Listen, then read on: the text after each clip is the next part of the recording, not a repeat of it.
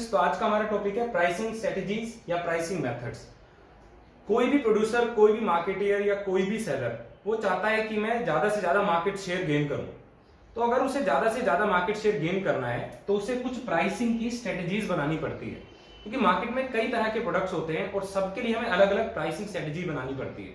कुछ प्रोडक्ट्स ऐसे होते हैं जिसके लिए कस्टमर हाई प्राइस पे करने को तैयार है, कुछ प्रोडक्ट्स ऐसे हैं जिसके लिए कस्टमर बहुत लो प्राइस ही पे करेगा, कुछ ऐसे प्रोडक्ट्स हैं जो आपको डिफरेंट कस्टमर से डिफरेंट प्राइस चार्ज करने पड़ेंगे। इस तरह के भी प्रोडक्ट या सर्विस होते हैं। तो हम बेसिकली क्या करेंगे, हम आज के लेक्चर में प्राइसिंग स्ट्रेटजीज देखेंगे। इस लेक्चर में हम 25 से ज्यादा प्राइसिंग स्ट्रेटजीज देखेंगे कि कितने तरह से कोई भी प्रोड्यूसर या मार्केटियर या सेलर अपने प्रोडक्ट या सर्विस को प्राइस करता है। तो सबसे पहले हमारी स्ट्रेटजी है penetration pricing. Penetration pricing strategy क्या होती है? जब कंपनी अपना नया प्रोडक्ट लॉन्च करती है तो शुरुआती दौर में उसका प्राइस लो रखती है, काफी कम प्राइस चार्ज करती है कंपनी। तो ये होता है पेनिट्रेशन प्राइसिंग। पेनिट्रेशन प्राइसिंग करती है कुछ कंपनियां जैसे लेज हैं, कुरकुरे हैं, जो अपने प्रोडक्ट को काफी कम प्राइस पे लॉन्च करते हैं। नॉर्मली हम क्या करते हैं पेनिट्रेशन प्राइसिंग में, कॉम्पिटिटिव लेवल से कम पे रखते हैं अपना प्राइस ताकि हम ज्यादा से ज्यादा मार्केट शेयर गेन कर सकें। और जैसे जैसे हमारा ब्रांड पॉपुलर होने लगता है, ब्रांड पॉपुलैरिटी बढ़ने लगती है, हम अपने प्रोडक्ट को थोड़ा सा महंगा करना स्टार्ट कर देते हैं। तो ये होता है पेनिट्रेशन प्राइसिंग। नेक्स्ट हमारी स्ट्रेटजी है स्किमिंग प्राइस स्ट्रेटजी। इसे स्किमिंग द क्रीम स्ट्रेटजी या मार्केट स्किमिंग स्ट्रेटजी भी कहते हैं।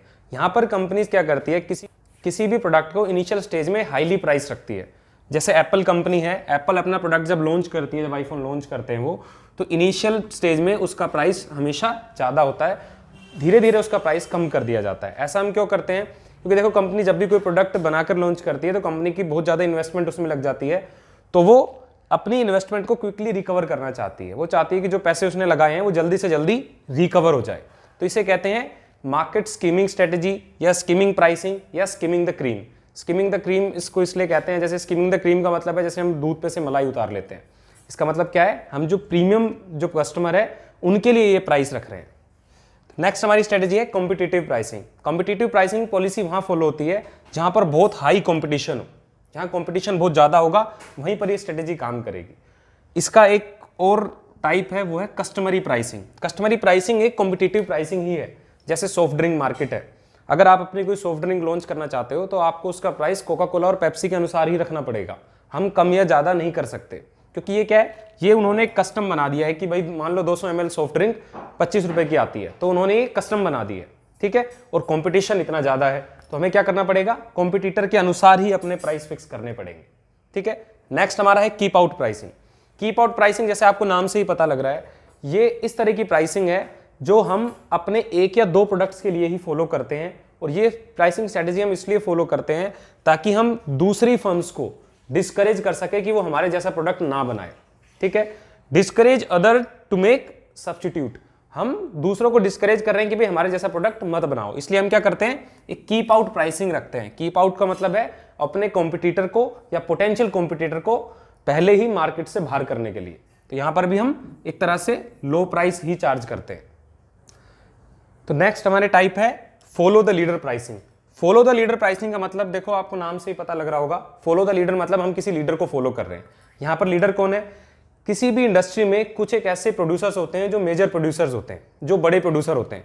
जैसे हम ऑटोमोबाइल सेक्टर की बात करें तो मारुति यहां पर एक मेजर प्रोड्यूसर है, ठीक है। अब दूसरी कंपनियां जब अपने प्रोडक्ट के प्राइस फिक्स करेगी, जब अपनी कारों के प्राइस फिक्स करेगी, तो उन्हें मारुति को फॉलो करना पड़ेगा।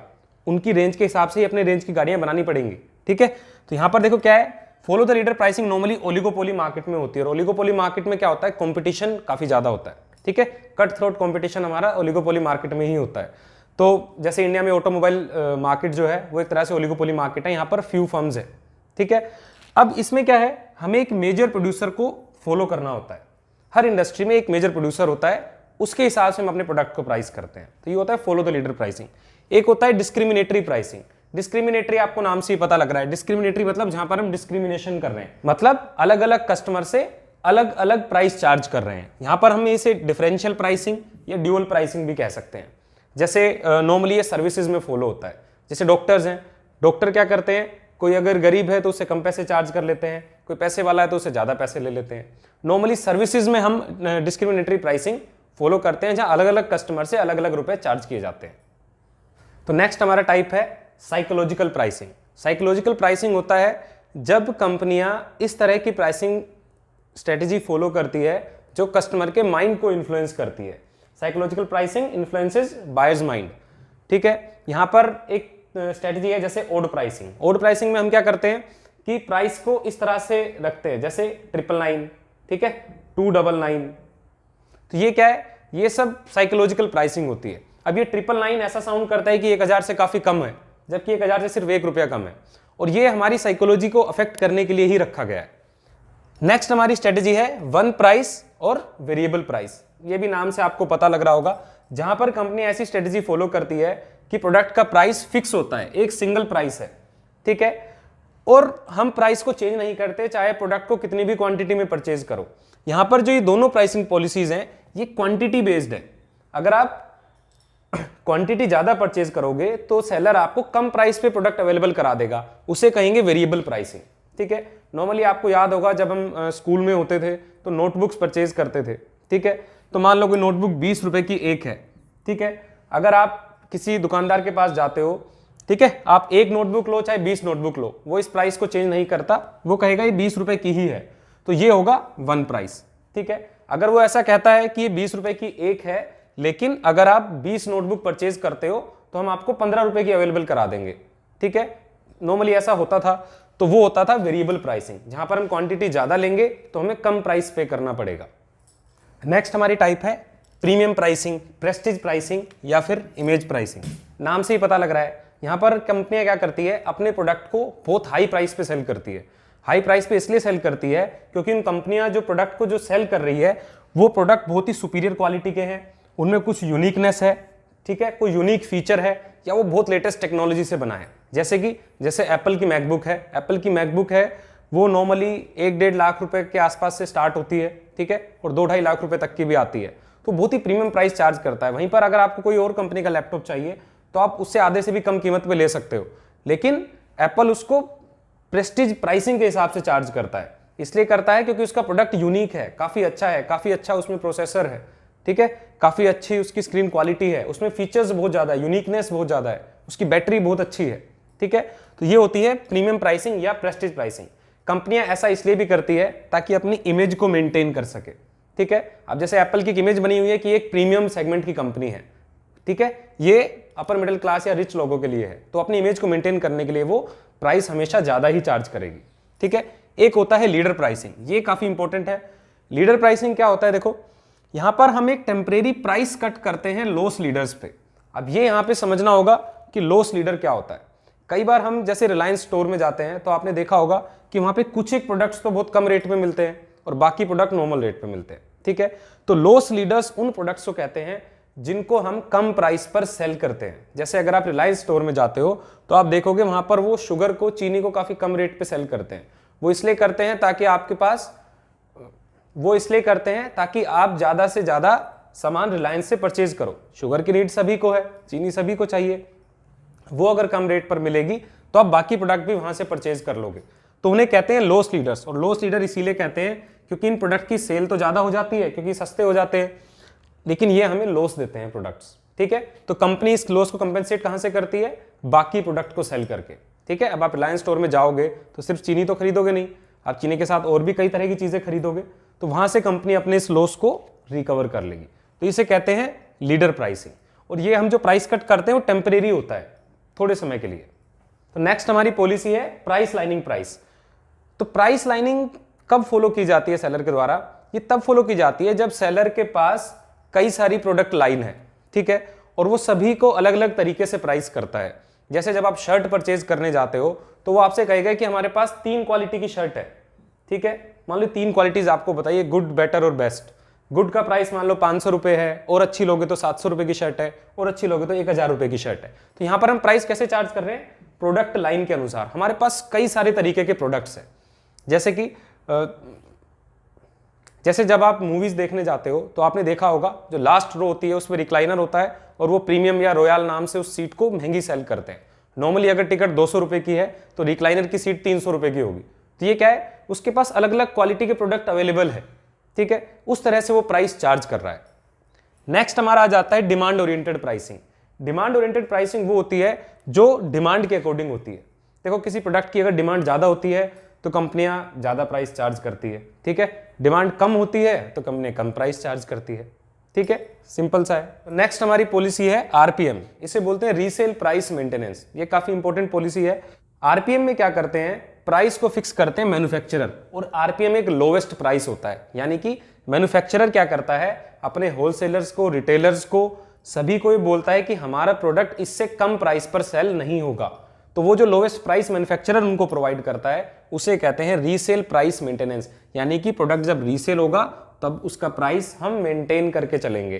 कई बार रिटेलर्स क्या करते हैं, कंपटीशन के चक्कर में हमारे प्रोडक्ट को काफी कम प्राइस पे सेल कर देते हैं, उससे हमारी कंपनी की इमेज पे भी फर्क पड़ता है, ठीक है। और क्या होता है, मार्केट में कंज्यूमर के बीच हमारी इमेज खराब हो सकती है। तो इसलिए मैन्युफैक्चरर क्या करता है, एक मिनिमम प्राइस फिक्स करवा देता है कि भाई इससे कम पे हमारे प्रोडक्ट को सेल नहीं करना। उसे बोलते हैं रीसेल प्राइस मेंटेनेंस, अपने प्राइस को मेंटेन करने के लिए। नेक्स्ट हमारी पॉलिसी है cost plus pricing. Cost plus pricing में क्या होता है कि हम क्या करते हैं कि जितने प्राइस पे हमें प्रोडक्ट अवेलेबल हुआ है प्लस जितना प्रॉफिट हमें चाहिए वो ऐड करके हम अपना प्राइस फिक्स कर लेते हैं, ठीक है। मान लो ये पेन है, ये मान लो पेन मुझे 18 रुपए का पड़ा है, मैं इसमें 2 रुपए कमाना चाहता हूं तो मैं 20 रुपए का इसको सेल कर दूंगा। तो ये हो गया कॉस्ट प्लस प्राइसिंग, मतलब कॉस्ट जितने का हमें प्रोडक्ट पड़ा है प्लस हमने अपना डिजायर्ड प्रॉफिट ऐड कर दिया और फिर इसको सेल कर दिया। अब आ जाता है मार्कअप प्राइसिंग। मार्कअप प्राइसिंग क्या होता है, ये नॉर्मली रीसेलर्स यूज करते हैं। यहाँ पर वो प्रोडक्ट को प्रोक्यूर करते हैं, अपने पास लाते हैं प्रोड्यूसर से, और उसके बाद अपना कुछ फिक्स्ड परसेंटेज होता है प्रॉफिट का, वो ऐड कर देते हैं। जैसे मैंने फिक्स कर रखा है कि भाई मैं 20% रिटर्न लूंगा, ठीक है, तो मैं प्रोडक्ट लाऊंगा प्रोड्यूसर से और उस पर 20% का अपना मार्जिन ऐड करूंगा और फिर उसको सेल कर दूंगा, तो वो होगा मार्कअप प्राइसिंग।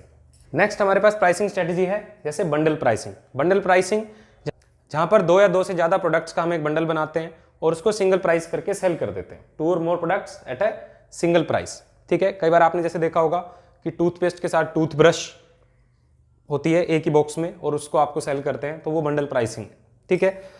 नेक्स्ट हमारे पास है complementary pricing. Complementary pricing normally होती है कॉम्प्लीमेंट्री गुड्स के लिए। कॉम्प्लीमेंट्री गुड्स जो एक दूसरे के पूरक होते हैं, जो एक दूसरे के बिना यूज नहीं हो सकते। यहाँ पर कॉम्प्लीमेंट्री में कई तरह की प्राइसिंग आती है, जैसे बेट प्राइसिंग या कैप्टिव प्राइसिंग। ये क्या होता है, आपने देखा होगा कि हम मच्छर को भगाने के लिए एक गुड नाइट की मशीन यूज करते हैं जिसमें एक रिफिल लगाते हैं, ठीक है।